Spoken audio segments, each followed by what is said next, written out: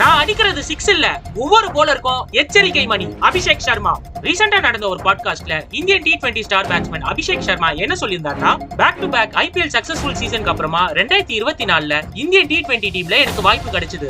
Zimbabwe சீரிஸ்ல நல்லா performance பண்ணனா Bangladesh series ஃபுல்லாவே ஃபெயிலியர் ஆனேன். சூரியகுமார் யாதவ் என்னோட கேப்டனா இருந்தாரு, என்ன பாக்குறதுக்காக என் ரூமுக்கு வந்திருந்தாரு. அப்போ அவர் என்கிட்ட என்ன சொல்லியிருந்தாருன்னா, அபிஷேக் சர்மா நீ என்னோட முக்கியமான பிளேயர், நீ 10ல இருந்து 15 மேட்ச் ஃபெயிலியர் ஆனாலும் நிச்சயமா இந்தியா டீம்ல நான் உனக்கு வாய்ப்பு கொடுப்பேன், எழுதி வேணாலும் வச்சிக்கோ, பிளேஸ பத்தி கவலைப்படாம நீ உன்னோட கேம்ல மட்டும் ஃபோக்கஸ் பண்ணு. சூர்யா பாய் சொன்ன அந்த வார்த்தைக்கு அப்புறமா எனக்குள்ளேயே ஒரு புது கான்ஃபிடன்ஸ் கிடைச்சது.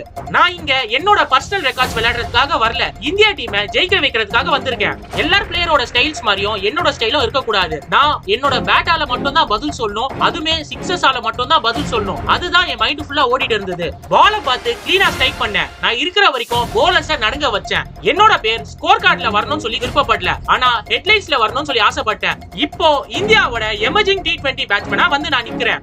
இது வரைக்கும் அபிஷேக் சர்மா பாத்தீங்கன்னா 29 T20 மேட்ச் ஆடி இருக்காருங்க. அதுல 1000 ரன்னுக்கு மேல அடிச்சிருக்காரு, 2 செஞ்சுரி ஸ்கோர் பண்ணிருக்காருங்க. இவரோட ஃபார்மை இப்படியே கண்டினியூ பண்ணானா இந்தியாவோட லெஜெண்டா மாறதுக்கு அபிஷேக் சர்மாக்கு நிறைய வாய்ப்பு இருக்குங்க.